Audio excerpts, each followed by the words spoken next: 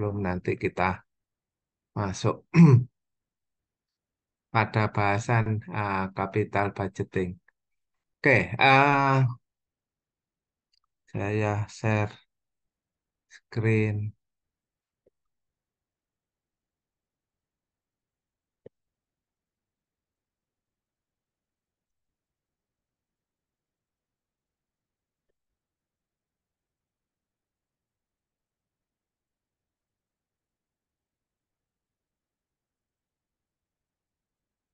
Oke,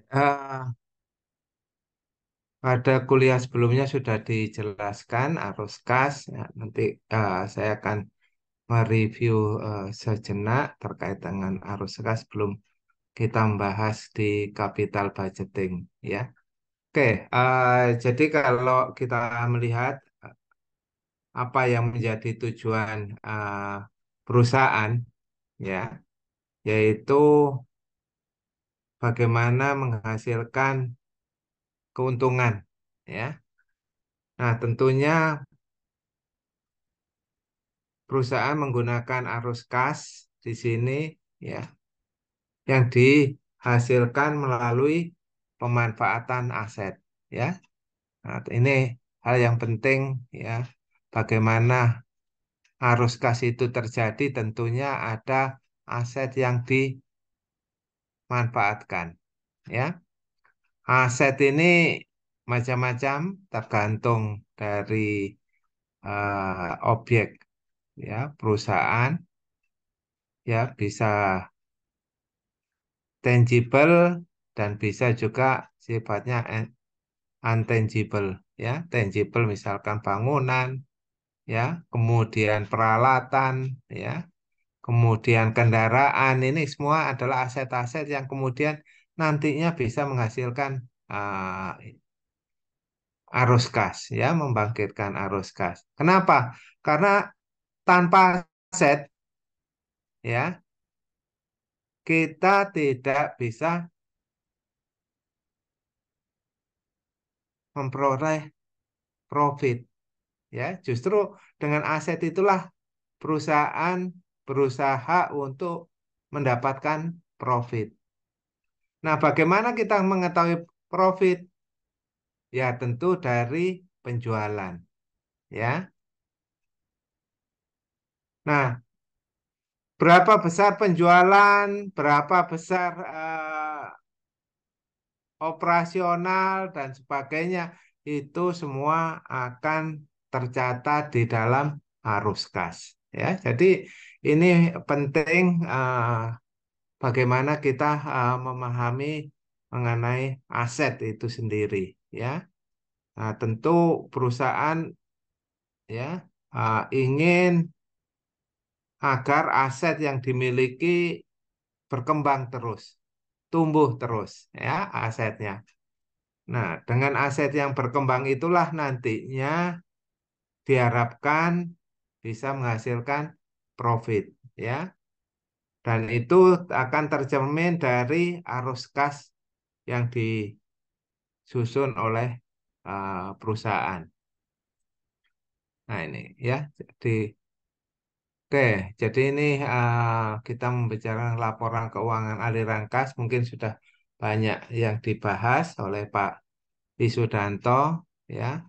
Oke, jadi ada satu hal yang perlu juga kita ketahui, ya, terkait dengan arus kas, ya, yaitu kita dapat mengetahui siklus kehidupan produk, ya.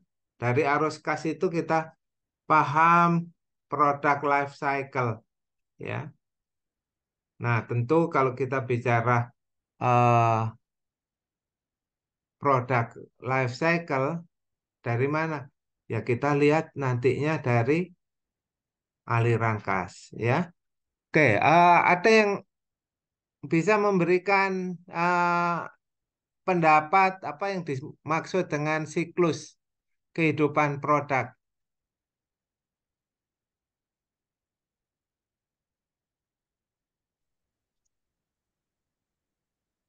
Contohnya mungkin kayak development Pak, mulai dari apa namanya engineeringnya, proses engineering, terus kemudian habis itu mass production, kemudian baru end of life kayak gitu barangkali Pak. Ada yang lain?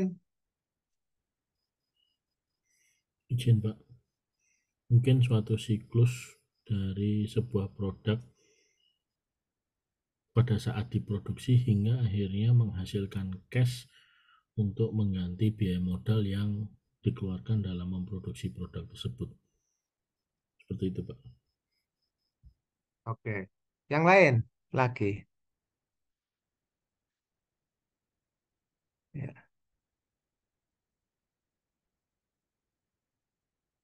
Jadi kalau kita bicara siklus kehidupan produk, ya, produk itu di awal ini kan bagaimana suatu produk itu dilahirkan, ya, dilahirkan. Ya, tentunya melalui proses-proses tertentu sehingga produk itu muncul, ya. Nah, pada tahap awal mungkin belum banyak yang mengenal produk tersebut, ya. Sampai kemudian pada suatu saat, nah ya, itulah yang kita sebut sebagai tahap perkenalan, ya, perkenalan karena mengenalkan produk itu kepada customer. Kemudian masuk tahap pertumbuhan, ya, di mana permintaan terhadap produk itu semakin meningkat, ya. Nah, itu yang kita sebut tahap pertumbuhan, ya. Kemudian produk tersebut sampai pada titik di mana dia stabil, nah, ya, stabil. Nah, itu kita masuk ke tahap kedewasaan, ya, atau maturity. Setelah itu akan memasuki fase penurunan, ya. Nah, fase penurunan kemudian lambat laun makin lama ya makin menurun akhirnya hilang. Ya, disitulah kita bicara siklus kehidupan produk. Nah, siklus kehidupan produk itu bisa kita lihat identifikasi dari arus kas, ya, identifikasi arus kas. Nah, tentu di awal kalau kita bicara tahap perkenalan, pertumbuhan itu aliran kas itu biasanya masih negatif, ya. Kenapa negatif? Ya karena belum banyak orang yang menggunakan, ya, belum banyak orang yang mengenal, ya, belum banyak orang yang membeli, ya, menggunakan dan sebagainya. Sementara, ya, biaya investasi di awal, ya, biaya operasional itu ya, sudah keluar di situ. Sementara pendapatan pada masa atau tahap perkenalan pertumbuhan ini masih kecil. Nah, itulah kita sebut pada tahap biasanya tahapnya negatif di situ, ya. Nah, kemudian pada tahap pertumbuhan aliran kas bersihnya itu mulai, ya. Net bisa negatif atau juga bisa positif, ya, tergantung dari besarnya investasi, ya. Karena setiap investasi itu beda-beda, ya. Siklus itu juga terkait dengan misalkan ada proyek yang usia teknisnya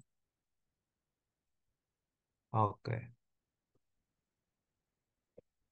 Ada usia teknisnya panjang, ya, 30 tahun, ya, lebih, ya. Tapi ada produk yang siklusnya itu pendek, 5 tahun, ya.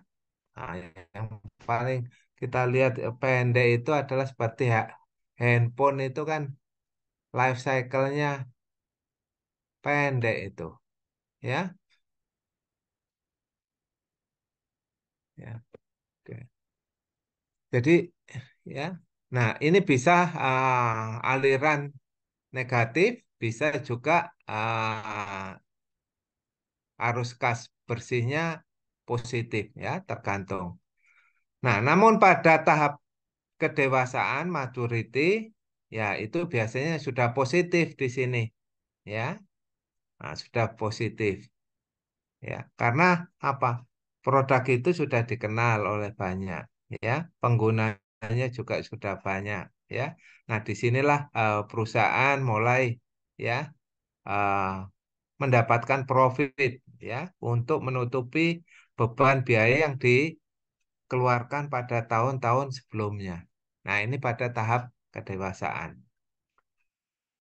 Nah, setelah itu masuk tahap penurunan. Nah, arus kas biasanya negatif di sini. Ya, kenapa negatif? Ya, karena mungkin persaingan dan sebagainya yang menyebabkan produk, ya, kita itu bisa jadi tidak lagi kompetitif, ya. Nah, penurunan sales, ya, penjualan, nah, itu dimungkinkan di sini, ya. Nah, itu kita bicara mengenai sementara beban operasional itu masih cukup tinggi, ya, sehingga arus kas biasanya negatif, ya, arus kas bersihnya negatif. Itulah yang kita udah bisa mengidentifikasi, oh ini sudah mulai negatif nih kas bersihnya. Nah, ini menunjukkan tanda-tanda bahwa ini sudah mencapai tahap penurunan, ya. Oke.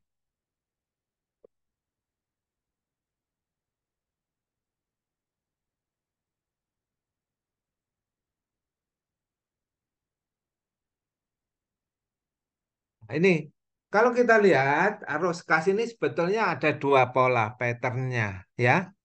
Ada yang kita sebut polanya konvensional, ada non konvensional kayak cash flow, ya.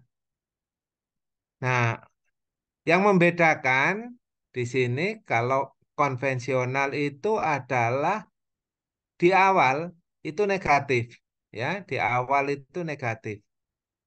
Setelah itu kemudian positif, ya, terus cash flow-nya, ya, positif. Nah, kenapa ini? Di awal negatif kemudian positif. Ada yang bisa memberikan tanggapan?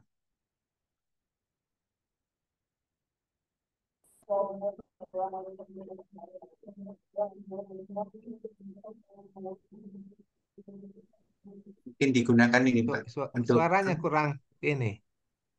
oh, iya. Iya Pak, mungkin dipakai untuk investasi Pak. Jadi negatif. Oke.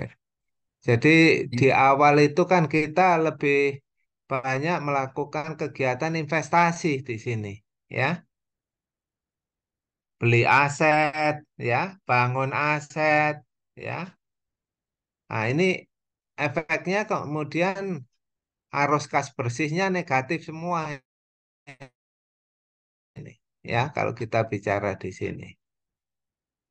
Ya. Di awal perusahaan melakukan investasi, ya, dengan membangun aset, ya, dengan menambah aset, ya, ini negatif semua, ya. Baru pada tahap-tahap berikutnya mulai arus kasnya positif, ya, di sini. Kemudian yang berikutnya yang kita lihat adalah uh, yang non konvensional, ya. Nah, sama seperti yang konvensional itu negatif, ya. Hanya pada periode tertentu kemudian muncul juga negatif, ya. Setelah positif negatif lagi, ya. Nah, kemudian di akhir bisa jadi negatif, ya. Apa penyebabnya? Kenapa setelah positif bisa kemudian ya terjadi cash flow negatif?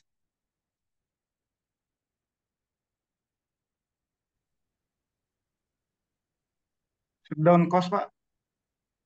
Shutdown cost. Nah, seperti apa contohnya?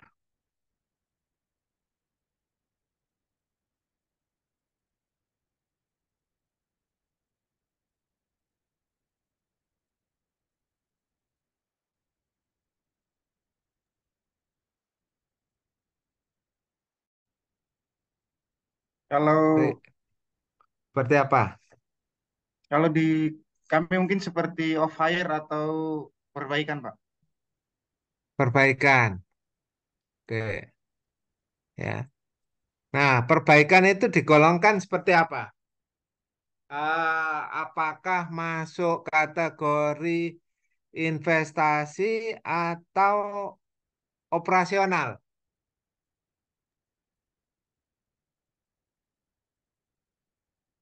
Kalau kalau yang eh, maintenance itu masuk di operasional.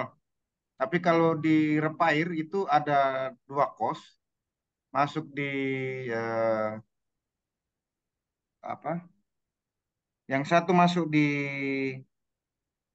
eh, bukan investasi, yang satu masuk yang masuk di investasi, yang satu masuk di maintenance, yang masuk di investasi kalau misalkan terjadi penambahan nilai.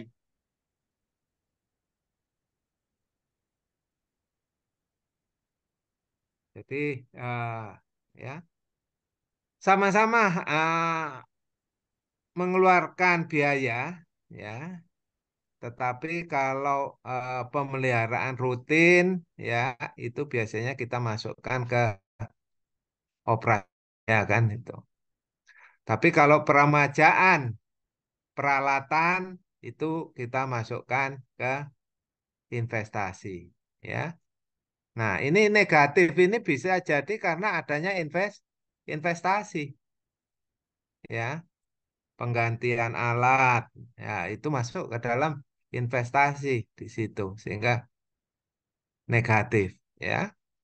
Jadi alat yang sudah tua, ya, mesin-mesin yang sudah tua diganti dengan mesin yang lebih baru, yang lebih efisien, ya, irit BBM dan sebagainya itu adalah bagian dari investasi, ya.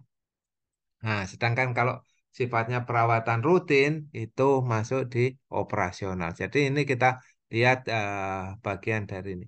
Nah, shutdown cost ini adalah berkaitan juga dengan ini, ya, ketika perusahaan itu menutup kegiatan operasionalnya, ya, di mana perusahaan harus menyelesaikan seluruh kewajiban, ya, baik terhadap nasabah maupun kepada supplier maupun juga kepada karyawan. Nah, ini ada biaya-biaya yang dikeluarkan, ya, misalkan PHK, ya, itu kan mengeluarkan biaya juga ini, sehingga arus kas bisa juga negatif di sini, ya. Selain itu juga berkaitan dengan lingkungan, ya, ya, itu juga bisa mempengaruhi arus kas menjadi negatif, ya. Contoh sederhananya misalkan perusahaan yang bergerak di sektor pertambangan, ya, nah, batu bara misalkan, ya. Nah, ketika depositnya habis, ya, itu kan tidak ada lagi yang bisa dijual. Tapi di sisi lain, beban untuk melakukan reklamasi, ya, menutup bekas-bekas tambang yang ada, dan itu menjadi kos. Nah, disinilah yang kita sebut apa? Environment mitigation, ya.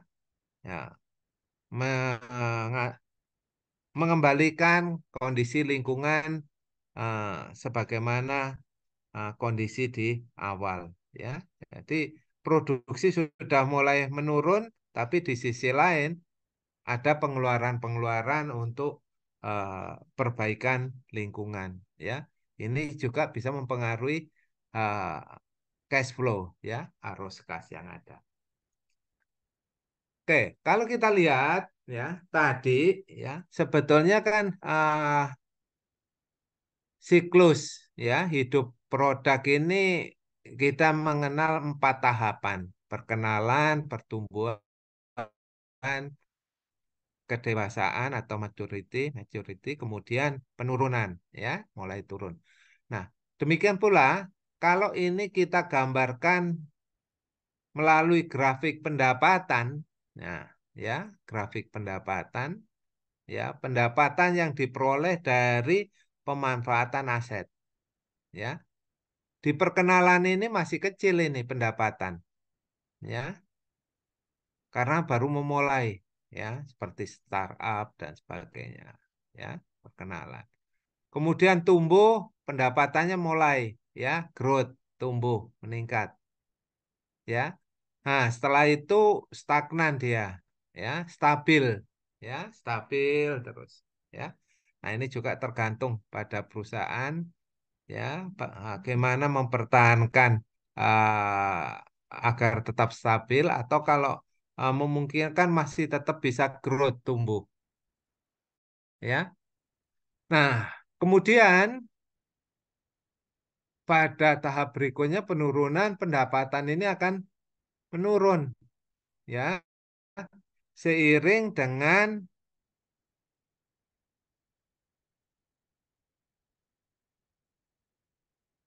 dari aset, ya. Nah, tentu setiap aset itu ada umur teknisnya, ya.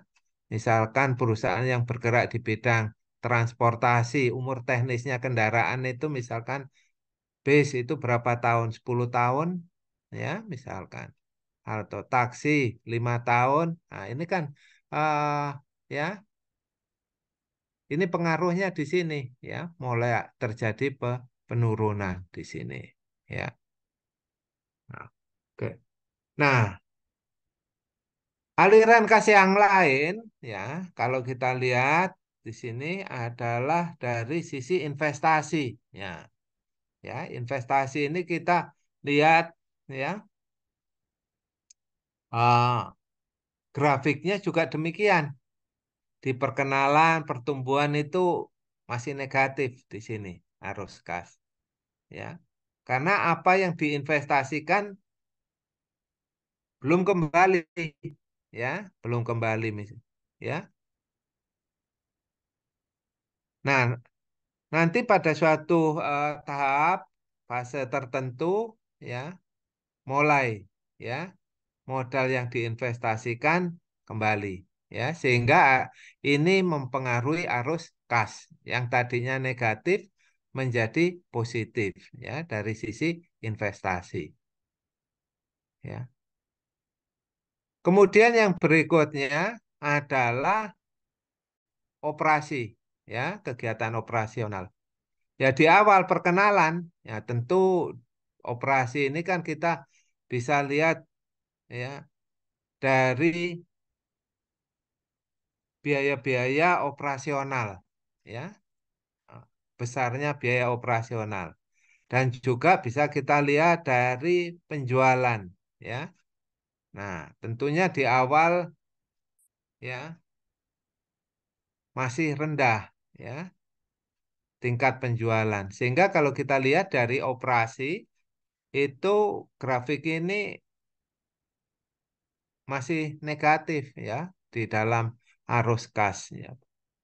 Namun dengan berjalannya waktu, ya, tahap operasi ini, ya, kegiatan operasi akan menghasilkan arus kas yang positif, ya, sampai kemudian nantinya mengalami penurunan, ya, mengalami penurunan. Nah, kemudian yang berikutnya adalah pendanaan, ya, dari sisi pendanaan. Nah, kalau kita bicara pendanaan, itu di awal itu harus kas positif, ya. Kenapa positif? Ya, di awal karena pendanaan ini untuk pengembangan bisnis di awal bisa berupa equity, ya, modal yang disetor, ya, oleh pemegang saham itu kan akan mempengaruhi aliran kas, ya, kasnya nambah, ya. Di awal perusahaan mengajukan kredit ke lembaga keuangan itu akan menambah arus kas, ya, ini kas. Nah, dengan berjalannya waktu, ya, pendanaan bisa saja turun di sini. Kenapa? Karena perusahaan kemudian harus ya, memenuhi kewajiban misalkan pembayaran kembali atas hutang, ya. Jadi misalkan kalau perusahaan menerbitkan obligasi di awal dia aliran kasnya positif. Tapi kalau obligasi itu kemudian jatuh tempo, ya, maka di sini perusahaan harus mengeluarkan uang untuk, ya, membayar obligasi yang sudah diterbitkan. Jadi ini kita lihat, ya. Nah, artinya apa? Dari 4 grafik ini, di dalam arus kas ada 4 hal yang perlu kita cermati, ya, yaitu pendapatan, ya, mana saja pendapatannya, besarnya seperti apa, ya. Nah, kemudian yang berikutnya adalah operasional, ya, bagaimana kegiatan operasional itu berlangsung, ya, biaya-biaya operasional yang dikeluarkan, ya, seperti apa.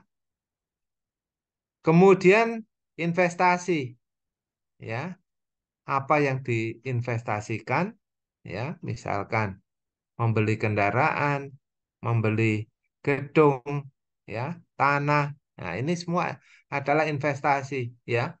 Perusahaan membeli saham, nah, ini semua masuk kategori investasi, ya. Kemudian pendanaan. Nah, ini berkaitan dengan misalkan perusahaan menerbitkan saham. Nah, ini adalah untuk mendapatkan tambahan pendanaan, ya. Atau ada tambahan modal disetor oleh pemegang saham, ya. Ini juga, ya. Atau perusahaan mendapatkan pendanaan dari bank. Nah, ini juga ya kita lihat dari sisi pendanaan, ya. Jadi 4 hal inilah yang sebetulnya, ya, ada di dalam arus kas, ya.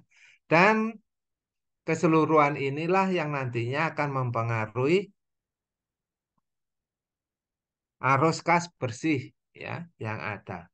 Nah, nanti kita akan membahas kalau investasi itu bagaimana menilainya, ya. Nah, ini, ya. Nah, kalau kita melakukan investasi ada beberapa pendekatan nanti yang akan kita bahas nanti pada kuliah-kuliah berikutnya, ya, investasi, ya. Apakah investasi tersebut layak, ya? Bagaimana mengukur, ya, bahwa investasi yang dilakukan layak secara finansial, ya? Nah, nanti akan kita lihat adalah teknik-teknik di dalam penilaian investasi. Ya, ini yang kita lihat adalah di capital budgeting, ya. Ada perhitungan misalkan net present value, ya, kemudian payback period, ya, profitabilitas indeks, ya, internal rate of return, itu semua berkaitan dengan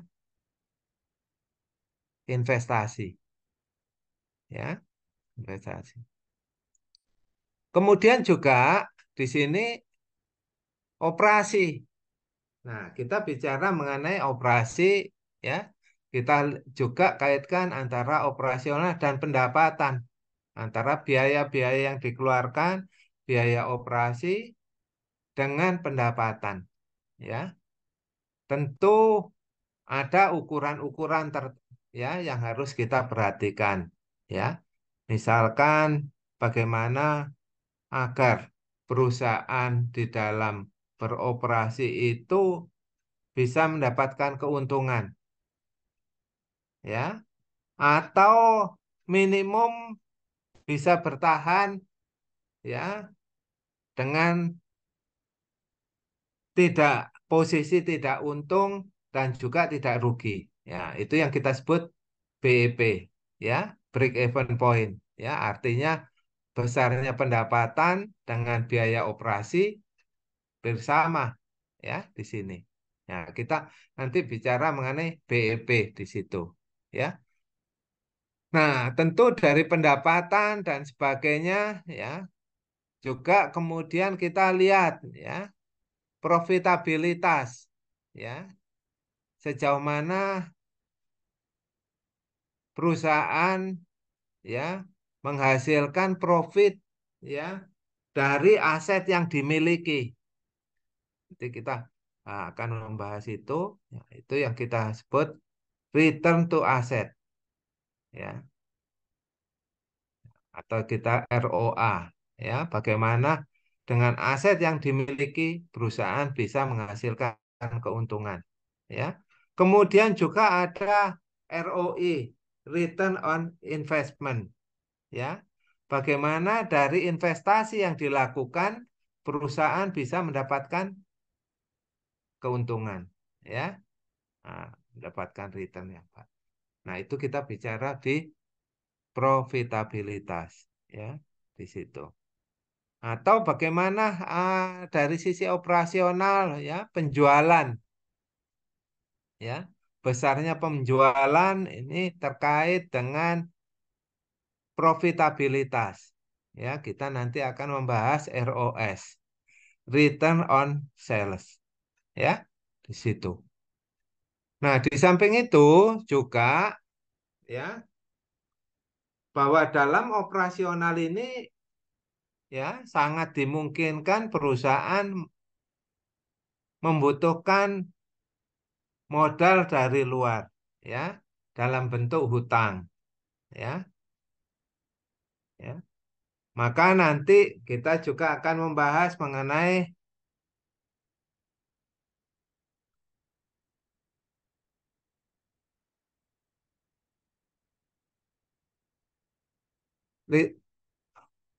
long term, ya, debt ratio, ya, long term debt ratio, rasio hutang jangka panjang, ya, seperti apa. Nah, di sini kita juga melihat, ya, sejauh mana beban hutang yang dimiliki oleh perusahaan, ya, apakah masih aman-aman saja atau juga sudah ini, ya, terlalu membebani perusahaan, ya. Nah, itu kita bicara mengenai ada LTDR, long term debt, ya, to equity ratio, ya, bagaimana rasio hutang terhadap ekuitas, ya, DER, ya, ada DAR, debt to asset ratio, bagaimana rasio, di situ, ya, berkaitan dengan pendanaan, ya. Nah, selain itu, ya, hutang yang kita lihat juga dari arus kas adalah kita menilai, ya, dari sisi yang lain, ya, bagaimana kalau perusahaan menerbitkan saham, ya, untuk membiayai aktivitasnya, untuk membiayai investasinya, ya. Ukuran-ukuran apa yang kemudian digunakan, ya. Nah, tentu, ya, cara pandang dari sisi perusahaan, ya, akan berbeda dengan cara pandang calon investor, ya. Tentu calon investor yang akan membeli saham akan melihat, ya, berapa besar dividen yang akan diperoleh dari setiap lembar saham yang dimiliki, ya. Nah, dari sisi perusahaan juga demikian, punya sisi pandangan, ya, bagaimana mendapatkan uh, sumber pendanaan alternatif di luar, ya, kredit dari bank atau pinjaman dari bank untuk membiayai proyeknya. Nah, itu uh, strategi nantinya berkaitan dengan penerbitan saham.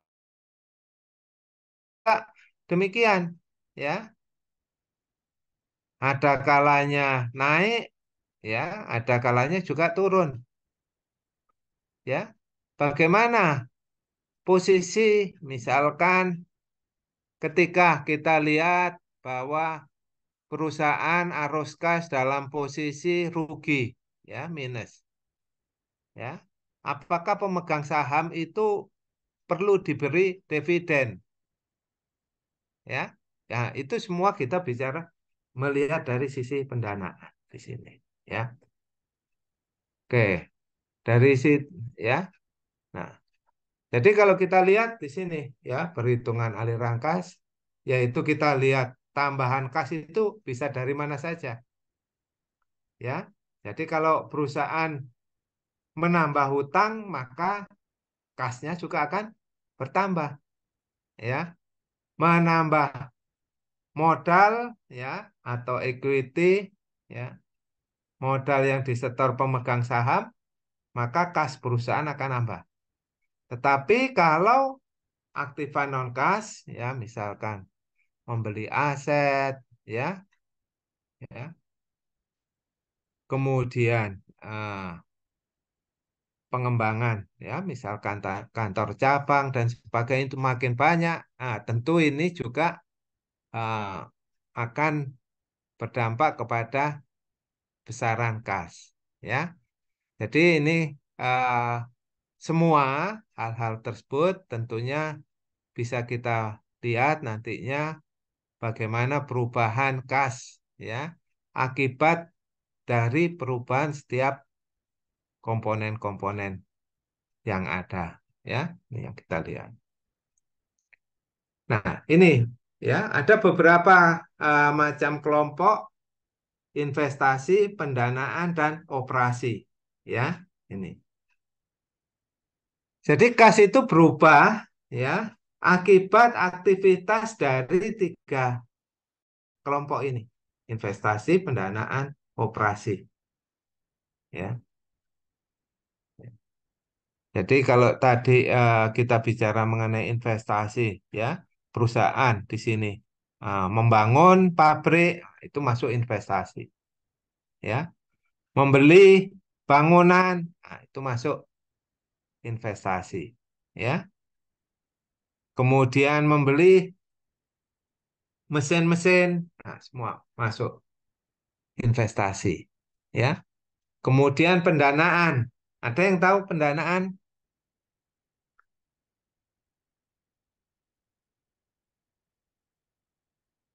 apa saja yang Saham masuk? tadi Pak, Apa? saham yang tadi Pak yang dijelaskan. Oh, saham. Oke, ya, perusahaan menerbitkan saham itu masuk ke pendanaan, ya, di situ. Kemudian yang operasi, ya, yang kita masukkan ke operasi apa aja?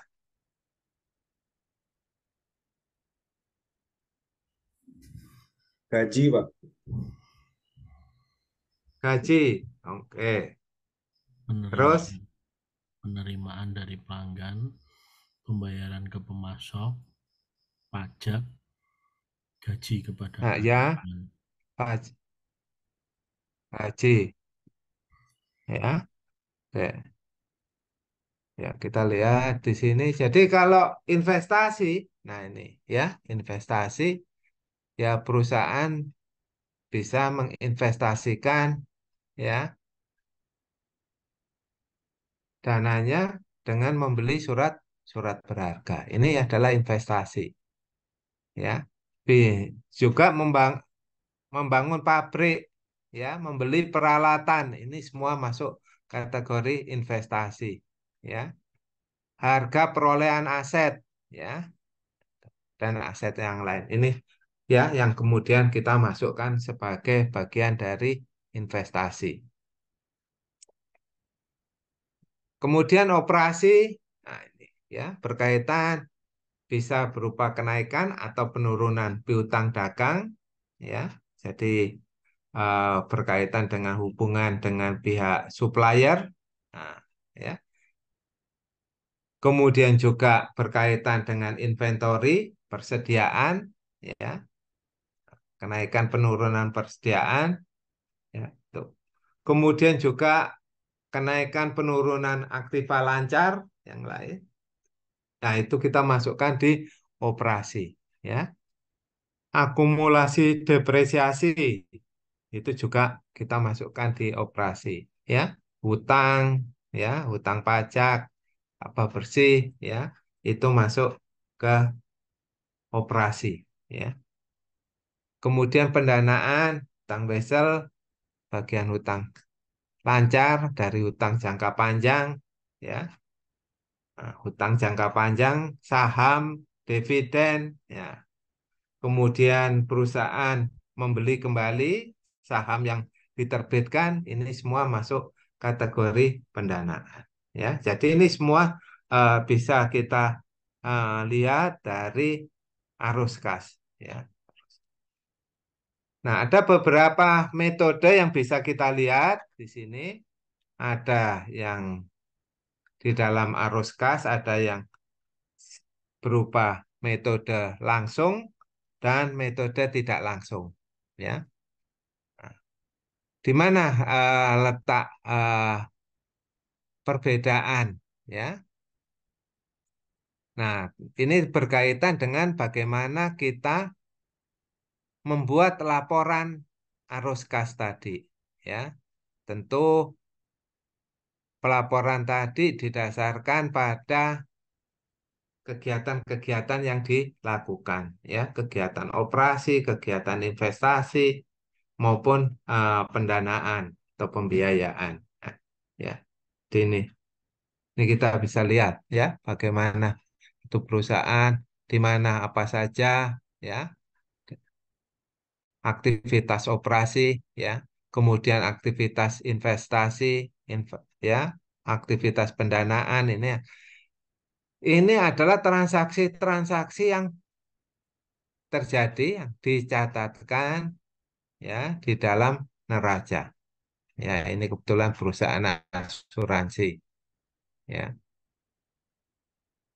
Ya, jadi kalau kita bicara penerimaan premi, ya, dari nasabah atau klaim, ya, dan sebagainya, ini masuk aktivitas operasi, ya. Sedangkan investasi, ya, ketika perusahaan menginvestasikan dana nasabah dalam bentuk apakah eh, obligasi, deposito, ya, nah, atau membeli saham, ini semua adalah bagian dari aktivitas investasi, ya. Kemudian aktivitas pendanaan, hutang, ya. Nah, ini, ya, perusahaan uh,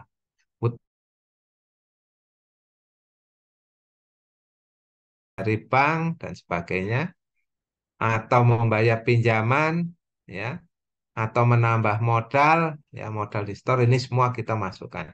Jadi ini adalah hal-hal yang kemudian uh, dicatatkan di dalam neraca, ya, harus. Nah, sementara di sini uh, ada metode tidak langsung, ya. Nah, di mana di dalam metode tidak langsung ini juga kita masukkan, ya, depresiasi, ya, amortisasi dan sebagainya, ya. Nah, sebagaimana tabel ini, ya. Jadi ini yang agak berbeda di sini adalah penyusutan, ya. Jadi dihitung penyusutan seperti apa, amortisasi seperti apa, ya. Kalau yang metode langsung yang dicatatkan adalah berdasarkan transaksi keuangan, ya, transaksi keuangan. Nah, di sini ada hal-hal lain yang juga dimasukkan walaupun bukan termasuk di dalam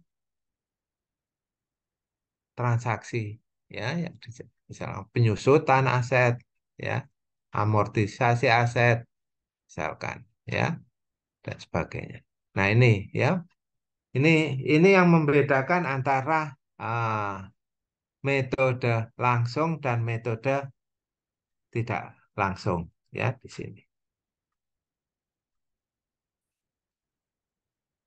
Ya, oke sampai sini ada yang ingin ditanyakan sebelum kita masuk ke capital budgeting.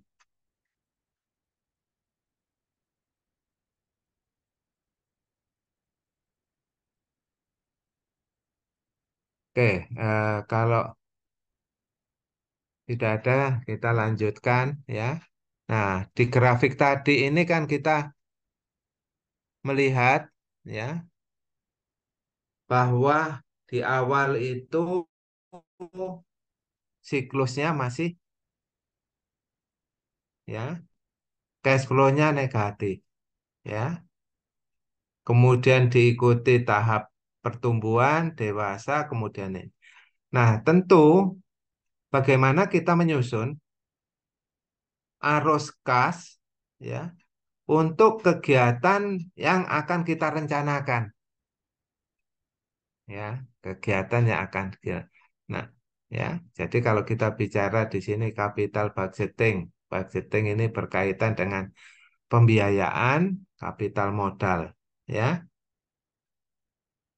ya, di mana perusahaan menyiapkan modal untuk membiayai aktivitasnya di masa depan.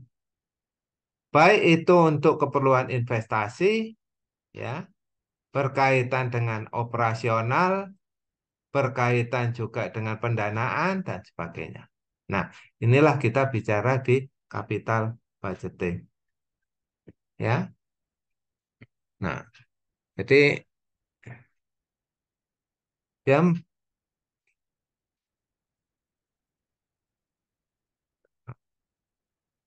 kalau kita bicara mengenai kapital, yaitu modal di sini, ya, ini, ya, aktiva tetap, ya, yang digunakan perusahaan nantinya untuk menghasilkan arus kas, ya. Nah, tentu ada kapital yang harus diciptakan, ya. Ada modal yang harus dibentuk, ya, berupa aktiva tetap.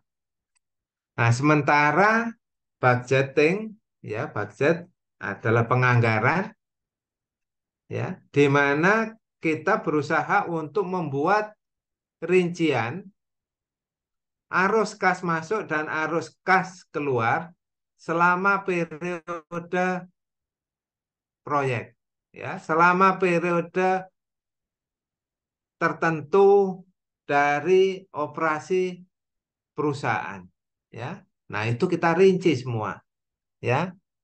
Nah, kan berbeda kalau kita membaca arus kas yang sudah perusahaan yang sudah berjalan dengan yang belum beroperasi. Nah, tentu kita harus merencanakan semua di sini, membuat suatu proyeksi, membuat suatu estimasi, ya, berapa kas masuk, berapa aliran kas keluar, ya, berapa lama itu akan kita buat, ya, 5 tahun, 10 tahun, ya misalkan, ya.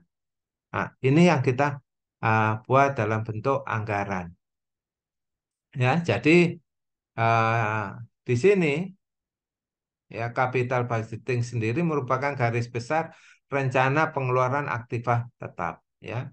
Jadi apa yang akan kita lakukan berkaitan dengan aktiva tetap dan bagaimana dari aktiva tetap itu akan menghasilkan arus kas, ya, selama periode tertentu.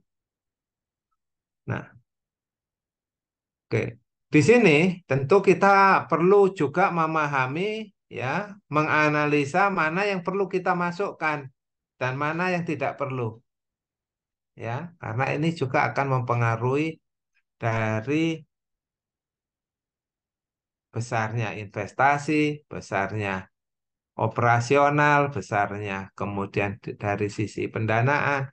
Nah, ini yang perlu kita lihat, ya. Aktiva tetap seperti apa yang akan kita kembangkan ke depan, apa yang perlu kita masukkan, apa yang perlu kita pertimbangkan. Di sinilah kita lakukan di dalam penganggaran modal. Ya, jadi berkaitan dengan penganggaran modal ini tentunya kalau perusahaan sudah membuat ya capital budgeting, ya tentu akan mempengaruhi sisi pembiayaan atau penganggaran perusahaan. Ya, karena apa? Ya, ketika perusahaan di sini sudah menganggarkan modal untuk suatu aktivitas tertentu di dalam membiayai aktiva, tentu itu tidak akan nantinya bisa secara fleksibel digunakan untuk kegiatan yang lain. Ya, karena ini juga akan berpengaruh terhadap kegiatan yang dilakukan perusahaan. Ya, jadi ini yang perlu kita lihat. Ya, kemudian juga membantu kita, ya, bagaimana kita mengelola anggaran, ya, selama periode tertentu. Ya, apakah dengan pola penganggaran yang kita estimasi itu akan memberikan dampak yang menguntungkan atau tidak bagi perusahaan. Ya, jadi kita lihat ya, pengeluaran-pengeluarannya seperti apa, cukup realistis apa tidak, ya, bagaimana dari sisi efisiensinya, ya, itu yang kita juga perlu ketahui. Nah, tentunya di sini kapan penganggaran modal itu perlu kita buat, ya, penganggaran, ya, capital budgeting, yaitu ketika ya perusahaan melakukan penggantian peralatan, ya, yang kita juga sebut replacement, ya, perawatan bisnis, ya, mengganti peralatan-peralatan yang sudah tidak efisien, ya, karena ini menjadi beban bagi perusahaan, alatnya sudah tua, ya kan? Ya, boros bahan bakar. Nah, ini semua ya kita ganti, ya, khususnya perusahaan yang rusak, ya. Nah, yang kedua replacement yang berkaitan dengan pengurangan biaya. Apakah dengan mengganti peralatan itu dapat mengurangi biaya-biaya yang timbul, ya, dari operasi perusahaan. Nah, ini yang kita lihat di replacement. Ya, kita masukkan kategori ini kepada capital budgeting. Kemudian juga ekspansi produk atau pasar, ya. Jadi kalau kemudian perusahaan ingin memper ya ekspansi produknya, ya, menambah, ya, outlet-outlet pemasaran dan sebagainya. Nah, tentu ini juga perlu kita kategorikan sebagai capital budgeting, ya. Kemudian memperluas pemasaran, ya. Ini kita juga, ya, berupa ekspansi, ya, ke pasar yang baru ini.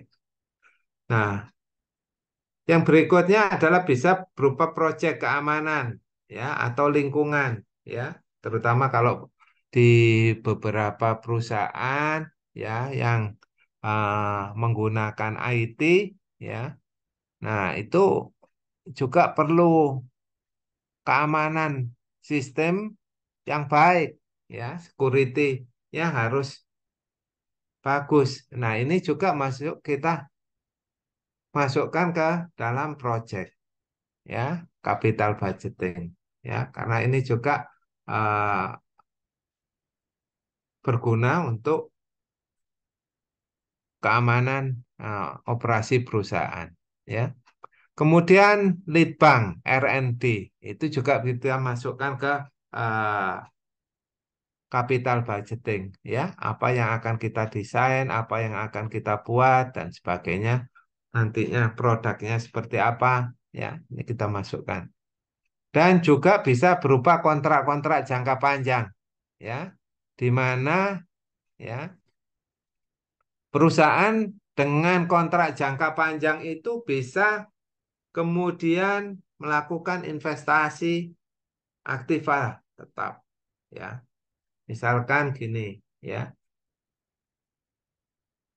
satu perusahaan uh, mendapat kontrak, ya, untuk kegiatan antar jemput karyawan.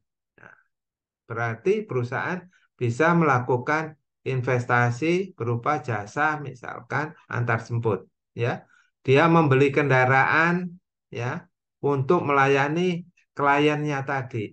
Nah, ya, kenapa dia melakukan itu? Karena dia sudah mendapatkan kontrak jangka panjang untuk melayani perusahaan, ya, kliennya tersebut.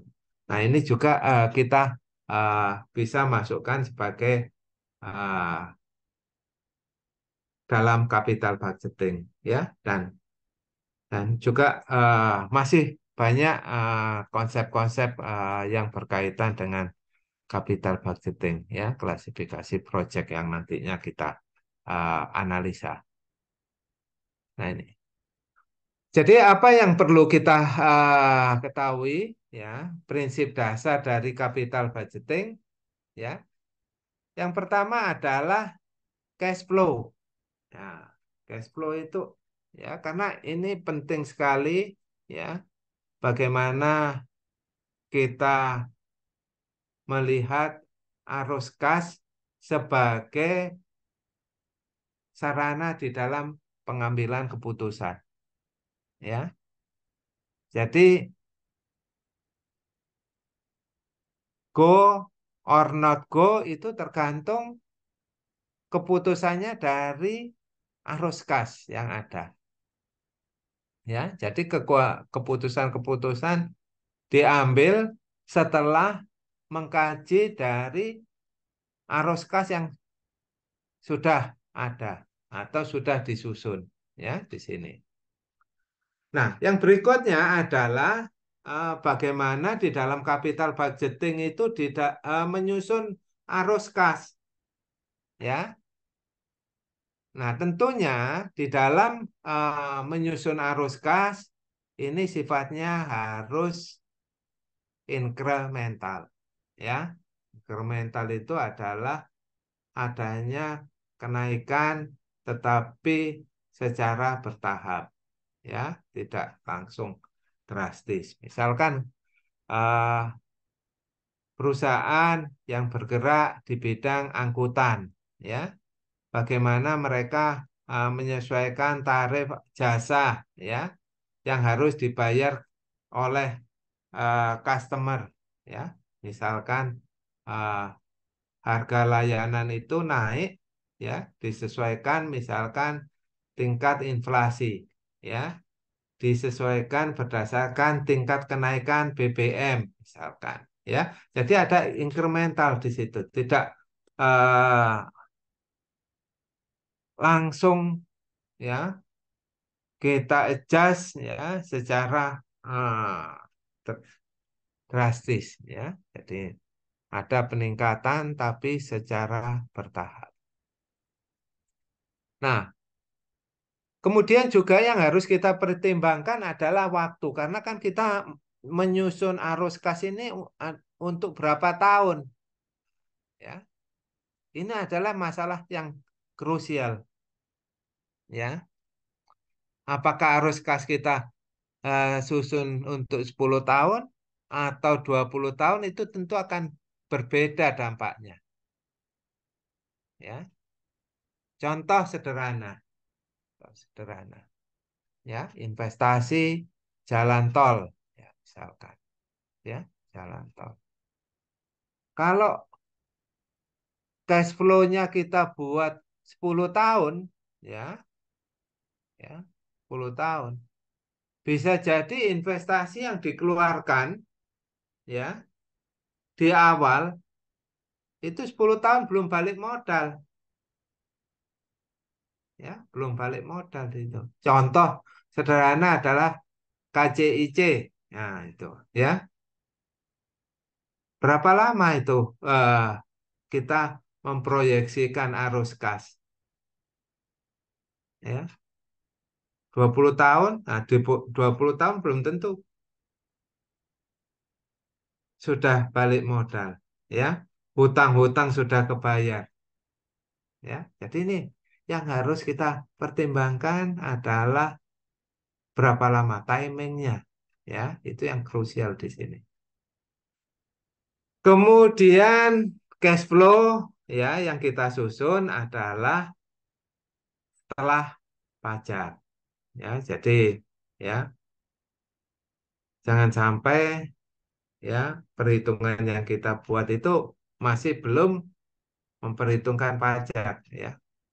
Nah, dalam perhitungan, ya, arus kas netnya positif, ya. Tetapi ketika ada pajak yang harus dikeluarkan, akhirnya jadinya negatif, ya, arus kas bersihnya. Oleh sebab itu, kita hitung berdasarkan ini, ya. Setelah pajak. Kemudian yang berikutnya adalah berkaitan dengan ini, ya, biaya biaya keuangan itu kita abaikan, ya. Nah, berapa? Misalkan tingkat, ya, komisi, ya, dari pinjaman dan sebagainya. Nah, itu kita abaikan sehingga tidak memperumit, ya, arus kas yang disusun. Oke. Jadi ini ada beberapa hal yang konsep penting yang perlu kita perhatikan berkaitan dengan capital budgeting, ya. Jadi capital budgeting ini menjadi satu hal yang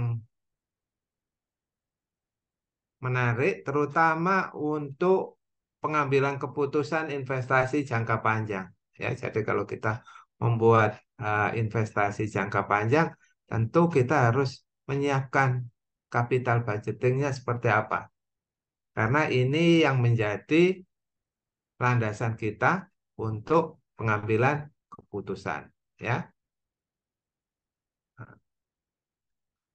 oke. Juga cash flow-nya, ya.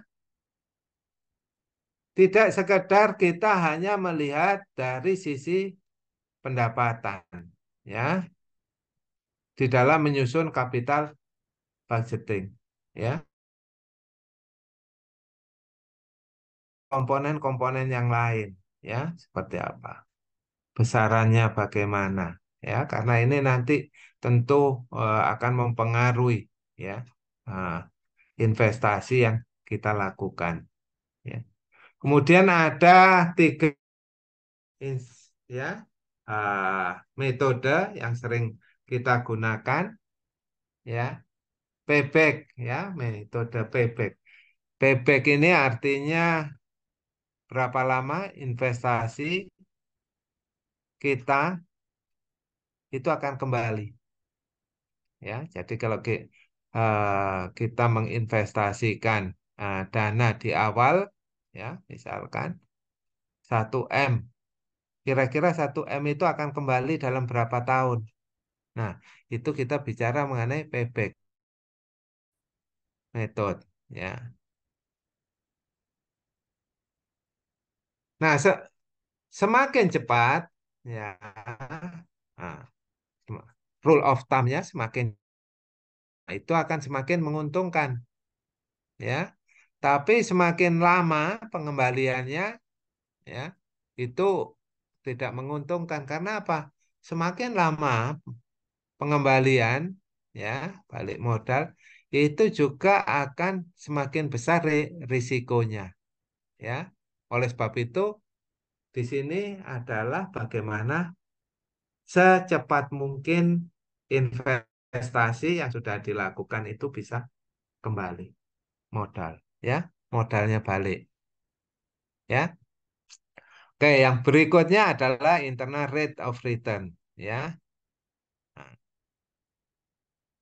yaitu kita melihat, ya, seberapa besar ya, return ya dari project kita ya, dibandingkan dengan misalkan suku bunga atau tingkat pinjaman ya.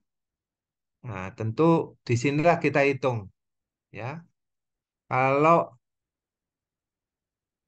rate of return-nya dari project itu lebih besar ya dari suku bunga pinjaman ya, tentu ini akan menguntungkan bagi perusahaan di dalam melakukan investasi ya. Tetapi kalau ternyata rate of return-nya itu dari suatu investasi itu lebih rendah ya dibandingkan kita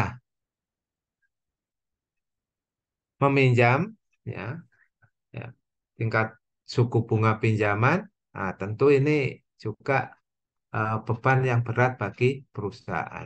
Ya, ini yang kita lihat di rate of return. Kemudian juga ya net present value ya. Nah, ini bagaimana nilai sekarang bersih. Nah, ini tentu uh, prinsip-prinsipnya sudah Anda pahami ya. Time value of money ya, mungkin sudah disampaikan oleh Pak Wisudanto. Nah, itu yang menjadi dasar dari perhitungan net present value ya, nilai sekarang bersih seperti apa ya. Jadi arus kas itu yang kita buat selama 20 tahun, kemudian kita tarik ya dengan ke nilai saat ini kira-kira positif atau negatif ya. Nah, itulah kita bicara net present value. Ya, diskon rate ya. Nah, itu juga secara normal itu biasanya biaya modal ya. Nah, tentu ada hal yang kita pertimbangkan baik ketika menghitung internal rate of return atau menghitung net present value adalah menetapkan diskon rate. Ya, diskon rate pada umumnya kita menggunakan cost of capital ya. Bagaimana menghitungnya ya, menentukan besarnya cost of capital yang tepat di sini ya. Oke, kemudian juga kita perhitungkan di dalam capital budgeting adalah uh, setelah pajak ya, ya, keuntungan setelah pajak. Makanya ada istilah-istilah yang berkaitan dengan EBIT, earning before interest and tax. Nah, nah, ya, jadi pendapatan setelah bunga ya, interest dan tax. Ya, ini juga menjadi perlu kita perhatikan. Nah, ini ya. Ada beberapa tahapan yang perlu kita di dalam membuat capital budgeting. Harus kita tentukan biaya project ya. Project tersebut membutuhkan biaya berapa besar ya. Ini harus kita tentukan ya. Ya, karena butuh suatu estimasi yang tepat ya. Apakah terlalu mahal, terlalu murah ya, atau moderat. Nah, disitulah kita tentunya diharapkan bisa menentukan biaya proyek. Kemudian juga memperkirakan aliran kas ya dari proyek tersebut. Kemudian nilai akhirnya berapa ya, itu harus kita juga lihat ya. Misalkan kita membangun pabrik ya, pabrik itu umur teknisnya 10 tahun ya.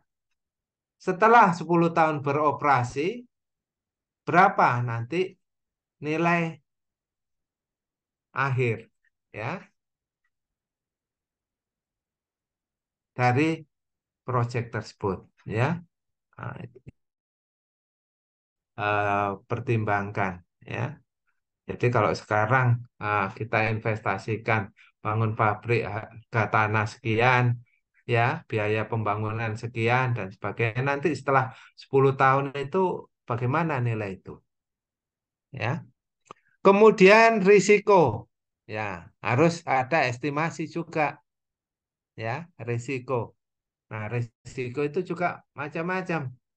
Ada risiko politik, ya risiko, ya, ya risiko yang finansial dan sebagainya, ya sehingga kita bisa lihat, ya aliran kas tadi tentunya sudah mempertimbangkan berbagai risiko yang akan terjadi karena kita bicara mengenai ini timing, ya proyeknya itu juga panjang, ya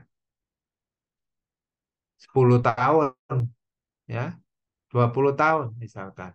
Risiko apa yang mungkin terjadi di situ? Nah, kemudian dengan mengetahui risiko, yaitu manajemen of capital, ya, yang tepat, ya.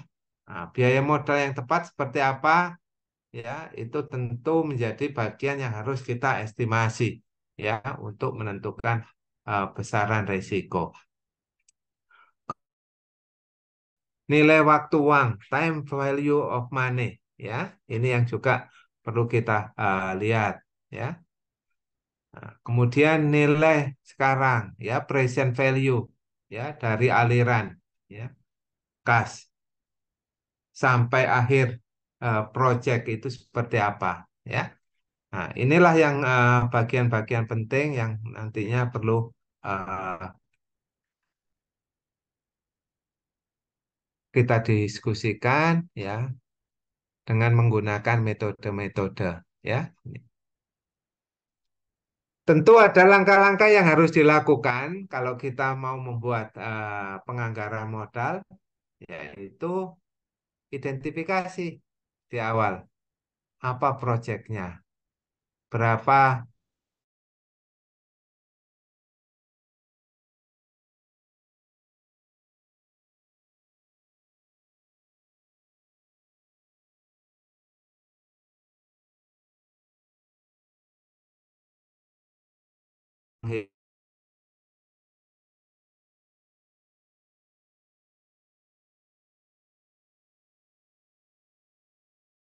hitung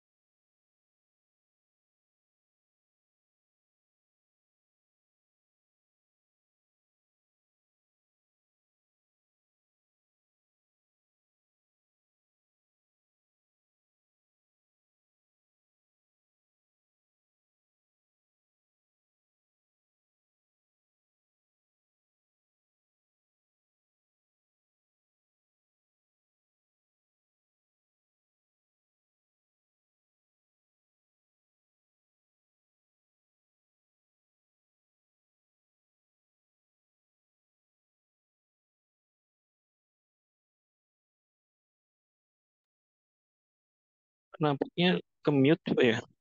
Atau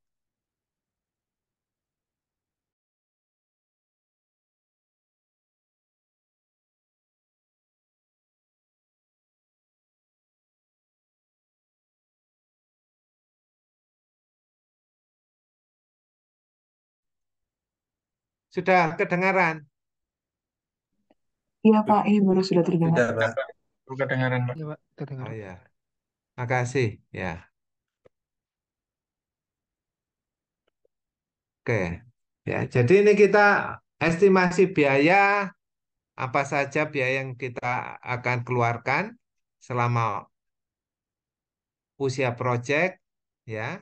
Kira-kira manfaat-manfaat apa? Ya, ya, itu kita tentu perlu perhitungkan juga, ya. Bagaimana pergerakannya, seperti apa, ya. Kemudian selain pendapatan utama, pendapatan sampingan atau tambahan itu dari mana yang bisa diperoleh, ya. Kadang-kadang ini, ya, bisa jadi justru yang lebih menguntungkan pendapatan tambahan, bisa jadi seperti itu, ya.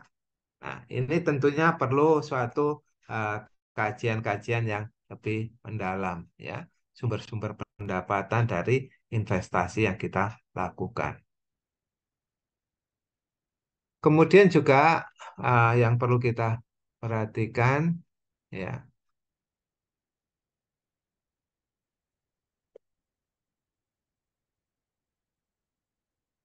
ya. Nah, ini ya data-data ini, ya. Nah, biaya tertanam, ya. Jadi ini tadi dari data akuntansi yang ada di arus kas kita analisa, kemudian nanti kita gunakan untuk pengambilan keputusan, ya, investasi. Kemudian ada biaya tertanam sunk cost, ya. Biaya yang sudah kita keluarkan tetapi tidak bisa kita tarik kembali, ya. Misalkan kita membuat semacam ini, ya, research and development, ya. Nah, bisa jadi dalam proses R&D itu prototipe yang kita hasilkan itu tidak begitu bagus, ya, atau tidak diminati oleh pasar, ya. Jadi investasi yang sudah kita keluarkan juga tidak akan bisa kembali, ya, ya. Kita sudah membuat prototipe, mengembangkan produk, tapi ternyata respon pasar tidak seperti yang diharapkan, ya. Ini yang juga perlu kita pertimbangkan, ya. Nilai waktu, ya, time value of money, ya, karena nilai uang itu juga akan berubah-ubah, ya. Berapa perubahan nilai uang dari waktu ke waktu, ya. Ini ada beberapa hal yang perlu kita lihat karena kita bicara juga berkaitan dengan capital budgeting, tidak lepas dari investasi, ya, yaitu besarnya investasi, ya. Tentu semakin besar investasi, ya, risikonya juga semakin besar, ya. Oleh sebab itu perlu kita lihat lagi, ya, apa-apa yang menjadi tantangan di dalam mewujudkan investasi tersebut, di dalam menyusun capital budgeting. Kemudian potensi keuntungan. Ya, ini juga kita harus jeli, ya, di mana potensi keuntungan itu akan muncul, ya. Kemudian juga periode waktu investasi. Ini terutama penting periode waktu investasi, ya, karena semakin panjang periode waktu investasi itu akan semakin menguntungkan, ya, umur investasi. Karena apa? Di beberapa proyek, ya, umur investasi, periode waktu investasi itu digunakan untuk negosiasi, ya, negosiasi. Misalkan gini, oke, suatu perusahaan mendapatkan konsesi pembangunan jalan tol dari A ke B, ya. Panjangnya 50 kilometer, ya. Dia sudah membuat capital budgeting, ya, dengan nilai investasi, ya, misalkan, ya, untuk 20 tahun, ya, masa investasi. Nah, ini hasil analisa ini bisa digunakan untuk negosiasi, ya, konsesi. Kenapa ini bisa digunakan untuk negosiasi, eh, ya, lamanya konsesi? Karena bisa jadi dari hasil perhitungan 20 tahun itu ternyata, ya, keuntungan yang diperoleh itu marginal, ya, tipis, ya. Ya untung tapi tidak begitu besar dibandingkan, belum lagi nanti ada resiko-resiko perubahan harga, sehingga ini yang kemudian bisa digunakan untuk melakukan negosiasi, ya. Misalkan gimana kalau konsesinya tidak 20 tahun, ya, konsesinya 30 tahun, ya.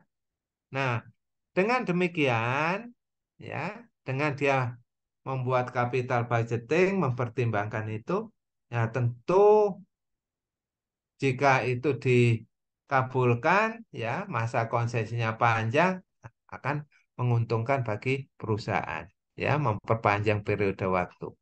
Dan juga bagaimana pemulihan modal setelah akhir investasi, ya, apakah setelah investasi itu berakhir, misalkan 20 tahun atau 30 tahun, semua, ya, investasi yang sudah dikeluarkan itu sudah kembali, ya, modalnya sudah kembali lagi, karena itu hal yang juga penting, ya, agar perusahaan bisa kemudian menginvestasikan ke proyek-proyek yang baru, ya, dan sebagainya.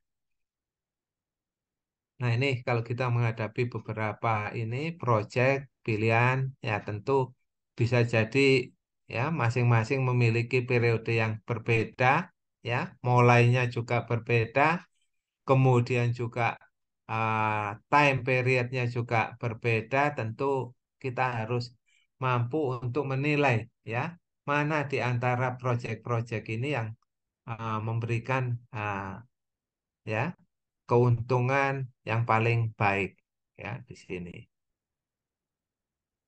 Ya, ini beberapa apa tahapan, ya, identifikasi mengenai proyeknya, ya, kemudian Anda mengumpulkan informasi, kemudian membuat prediksi dengan metode-metode ah, capital budgeting, kemudian pengambilan keputusan, memilih alternatif, kemudian juga mengimplementasikan keputusan, termasuk juga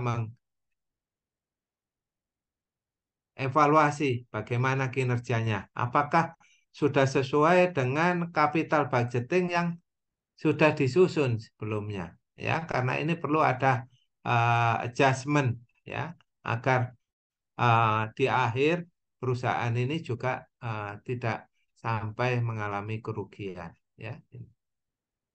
Nah, nah, inilah yang uh, kita akan dibahas di uh, kuliah-kuliah selanjutnya, ya. Kira-kira itu yang bisa saya sampaikan. Ada yang ingin ditanyakan? Silakan.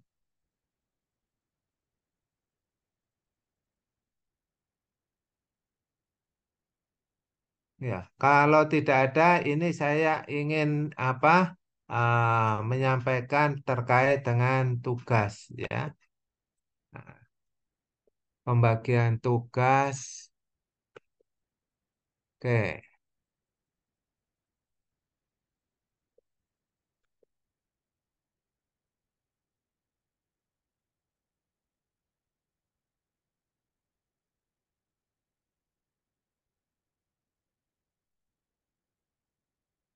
ya.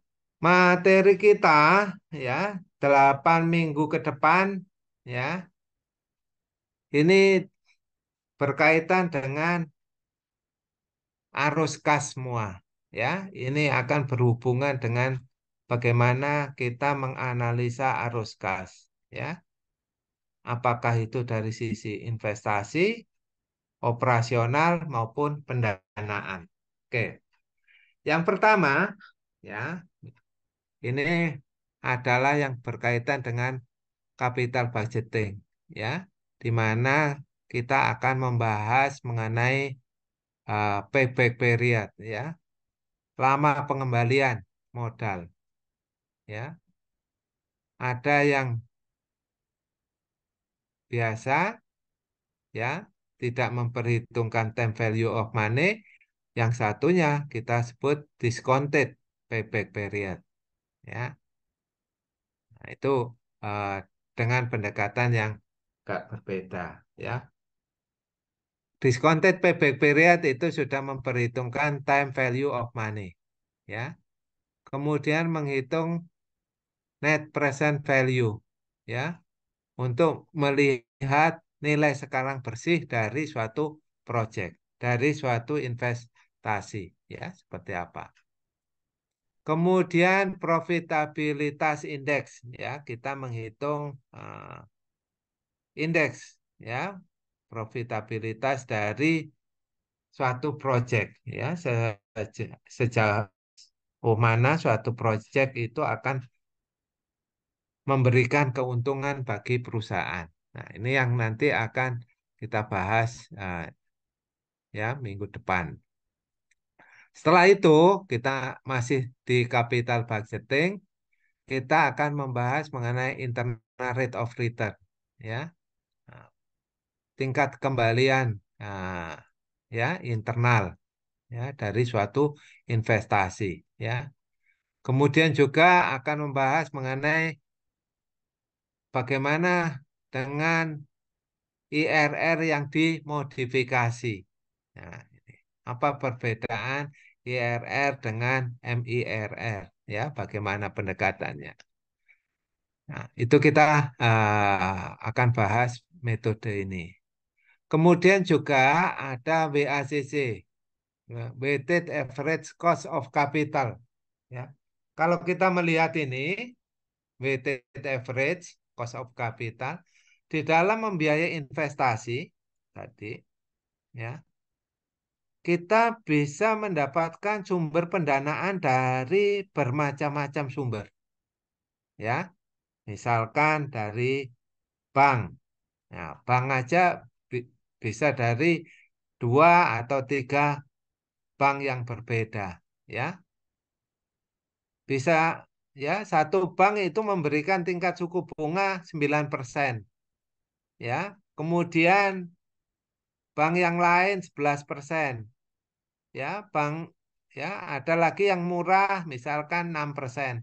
Nah, bagaimana dengan pinjaman dengan tingkat suku bunga yang berbeda itu kita menghitung, ya, cost of capitalnya, ya, biaya modal. Nah, ini kita pakai BACC, ya. Kemudian di sini ada perhitungan marginal attractiveness rate of return, ya. Nah, rate of return seperti apa yang memberikan daya tarik, ya, bagi perusahaan, ya. Berapa, ya, minimal, ya, yang diharapkan rate of return-nya oleh perusahaan, ya. Nah, itu akan kita bahas di minggu ke-11, ya, karena ini em, ya masih berkaitan dengan investasi, ya. Kemudian yang ke-12 itu kita bicara mengenai dari sisi operasional, ya. Nah, ketika kita bicara operasional, kita melihat, ya, bagaimana operasi perusahaan itu bisa melebihi, ya, BEP, ya, break even point. Nah, ya. Ya, BEP itu sama seperti impas, ya, tidak untung dan juga tidak rugi. Nah, itu loh, ya, istilah BEP. Nah, tentunya operasi perusahaan itu menginginkan agar BEP, ya, agar di atas BEP, ya, keuntungannya, ya. Oleh sebab itu kita juga harus melihat yang disebut degree of leverage, ya. Nah, bagaimana ininya, ya, leverage dari operasional maupun leverage dari finansial. Nah, ini yang nanti akan kita bahas karena ini adalah akan mempengaruhi operasi perusahaan, ya, dari sisi arus kas, dari sisi operasi. Terus kemudian di minggu ke-13 kita bicara mengenai profitabilitas, ya. Nah, tentu ketika kita bicara profa- profitabilitas itu tidak lepas dari bagaimana kita melakukan investasi, bagaimana kita memanfaatkan aset, ya, bagaimana kita memanfaatkan, ya, menargetkan penjualan dan sebagainya. Nah, di sini kita melihat beberapa tools yang bisa kita gunakan untuk menilai profitabilitas, ya.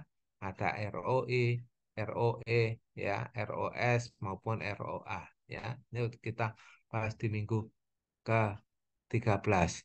Minggu ke-14 kita bicara mengenai solvability analisis, ya. Nah, ini berkaitan dengan hutang jangka panjang, ya, hutang.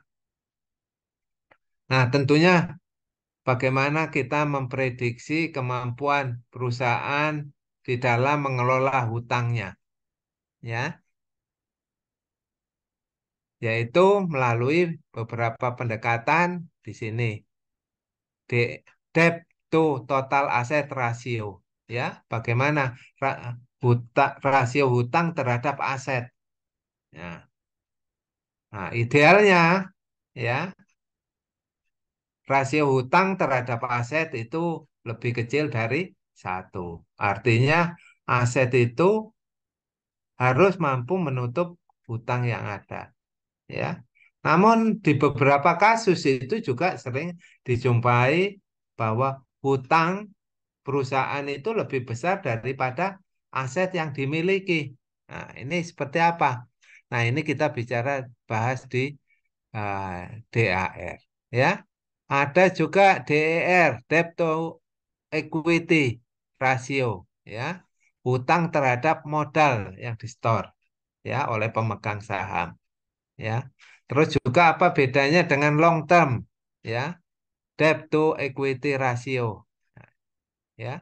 Dan juga ada times interest earn, ya. Itu yang nanti akan kita bahas mengenai analisa hutang, ya. Kemudian, ya, setelah solvability, nah, kita bicara mengenai tadi pendanaan, ya. Pendanaan ini bagaimana perusahaan memperoleh dana dari penerbitan saham, ya, atau sering kita juga sebut security, ya. Nah, ada uh, saham preferensi, ada saham umum, ya. Apa perbedaannya di sini? Kemudian ada juga dividen, ya, obligasi dan sebagainya, ya. Nah, itu juga yang perlu nanti kita bahas dari sisi pendanaan. Kemudian juga di dalam saham itu ada indikator-indikator, ya, yang perlu kita pahami, ya. EPS, PBB, PER, ya, EPS earning, ya, per share, ya, pendapatan setiap lembar saham itu seperti apa, ya, price to book value, ya, ya. price to earn ratio ya dan sebagainya. Nah, ini kenapa ukuran-ukuran ini ya seringkali ini menjadi salah satu ukuran fundamental ya ya dari suatu nilai saham ya. Nah, kita melihat juga uh, ukuran-ukuran ini ya ya. Kemudian yang berikutnya minggu ke-16 ya. Setelah kita pelajari masing-masing konsep bagaimana kita menggabungkan tadi ya. Ya, menghubungkan antara misalkan hutang dengan profitabilitas dengan harga saham ya. Apakah kalau hutangnya besar itu akan mempengaruhi harga sahamnya turun ya? Apakah kalau kemudian profitabilitasnya tinggi itu akan menaikkan harga saham dan sebagainya. Nah, ini yang kita coba untuk lihat ya, bagaimana hubungan di antara komponen itu. Jadi ini adalah topik pembahasan yang dibagi berdasarkan kelompok. Nah, nanti masing-masing kelompok menyiapkan PPT untuk membahas ya konsep-konsep ini beserta studi kasusnya. Ya, dilengkapi dengan studi kasusnya seperti apa ya. Nah, kemudian ya kelompok tersebut akan mempresentasikan ya materinya ini. Nah, kemudian ada kelompok penanggap, tapi kelompok penanggap tidak perlu membuat PPT, ya hanya memberikan masukan, komentar, pertanyaan terhadap materi yang disajikan oleh kelompok penyaji, ya. Nah, bisa diluruskan sekiranya ada yang kurang tepat atau juga bisa ditanyakan kalau ada yang kurang jelas, ya. Misalkan contoh, ya minggu depan kelompok A itu presentasi yang berkaitan dengan PP, ya, kemudian NPV, PI dan sebagainya. Nah, kelompok B minggu depan yang akan menanyakan kepada kelompok A, ya, mengenai materi itu, ya. Demikian pula minggu berikutnya ketika kelompok B presentasi, ya, mengenai IRR dan sebagainya. Nah, kelompok C yang akan memberikan tanggapan. Jadi seperti digilir, ya, seperti itu. Nah, ini rencananya ada 8 kelompok, ya. Jadi kalau saya lihat ini jumlah ininya, ya, eh, presensi kehadiran 36, ya. ah, ada yang 4, ya, ada yang 5, ya. Mungkin ada beberapa kelompok yang anggotanya 5, ya. Itu ya kira-kira uh, materi yang akan kita bahas dan juga yang nantinya Anda siapkan ya untuk kuliah kita pada minggu uh, depan, ya. Sekiranya Anda sudah punya ini kelompok kemarin, ya, misalkan dengan jumlah seperti yang saya sampaikan tadi, ya, ya bisa menggunakan kelompok yang sama, ya. Tidak harus membuat kelompok baru, ya. Itu. Itu, ya. Nah, nanti bahan-bahan yang sudah dipresentasikan, ya, setelah Anda presentasikan, kalau ada yang perlu direvisi, diperbaiki, ditambah, ya, silakan. Setelah itu nanti bisa dikirimkan ke classroom, ya, nanti dimasukkan di situ, ya, untuk tugas presentasi mingguan. Oke, sampai sini ada yang ingin ditanyakan terkait ini materi topik pembahasan beserta ini ya. Ya, silakan. Ada 2. Ya, izin Pak Eko. Ya, Yang di poin 4 itu juga ada C, yaitu kelompok penanya atau penanggap. Itu beda lagi ya Pak ya? Ya, yang oh yang C. Ya apa yang Nah, mana? C itu kalau kelompok B sudah selesai nanya, ya, kelompok yang lain boleh ya memberikan tanggapan. Ya,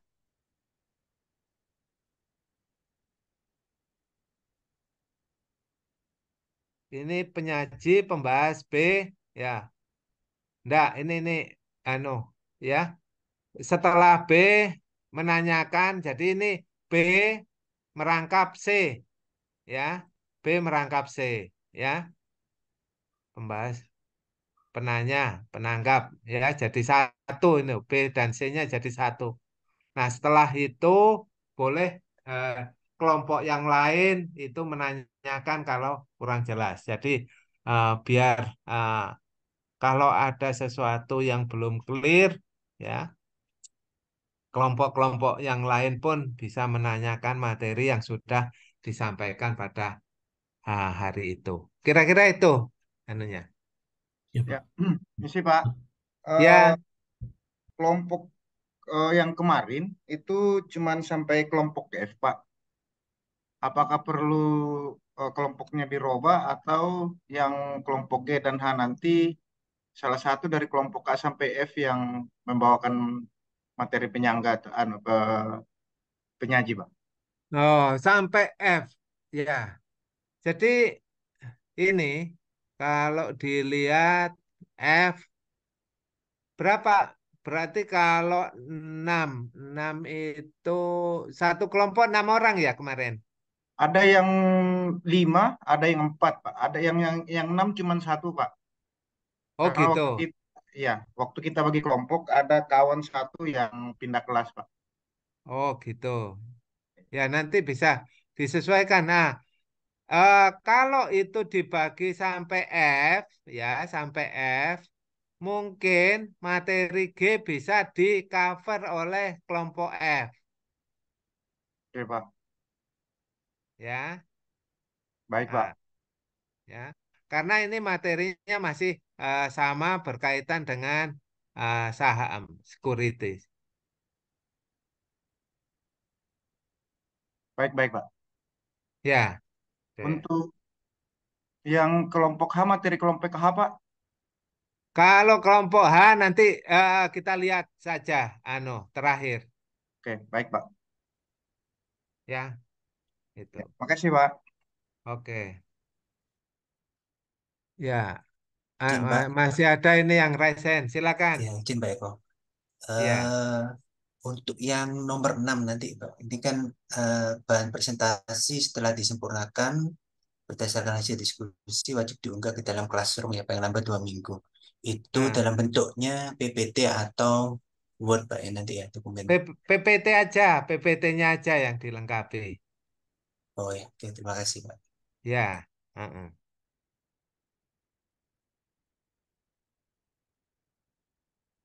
ya, silakan ini. Menambahkan pertanyaan, Pak. Ya, Untuk yang silakan. kelompok penyajinya itu ada batasan untuk waktu presentasi atau bebas? Ya, paling enggak materi yang disampaikan itu bisa tercover semua, ya, terkait dengan itu, Oh, oke. termasuk studi kasusnya. Ya, tidak Batasan hanya konsep, waktu. tapi juga ya uh, case studinya sehingga nanti bisa dipahami. Ya, seperti itu.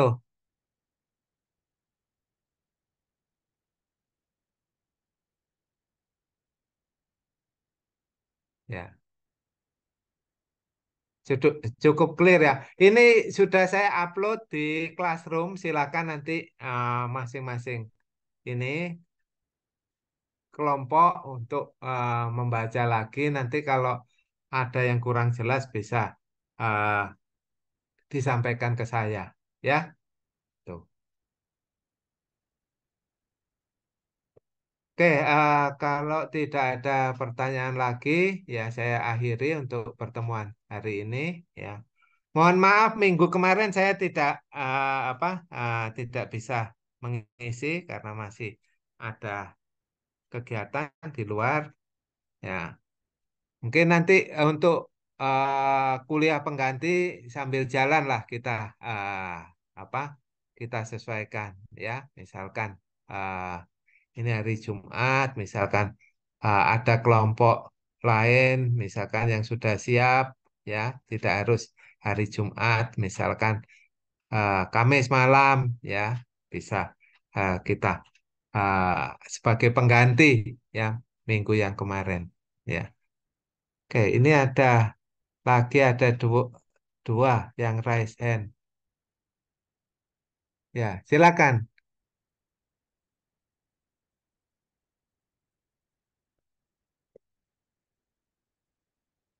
Oh, ya. Kalau ada yang ini ada yang masalah dengan presensi ya, belum sempat presensi dan sebagainya tidak bisa akses ke presensinya, bisa hubungi saya namanya, nanti saya coba ini ya, apa menyesuaikan ya ininya.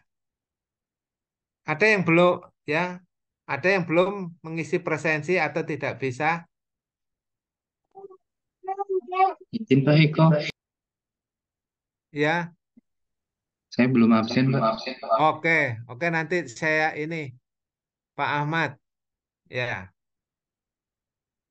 oke kalau tidak ada saya akhiri untuk pertemuan hari ini. Terima kasih semua ya. Selamat malam ya. Sampai ketemu minggu depan, Insya Allah. Assalamualaikum warahmatullahi wabarakatuh. Waalaikumsalam Waalaikumsalam warahmatullahi warahmatullahi wabarakatuh. wabarakatuh. Terima kasih Pak Eko. Ya, sama-sama.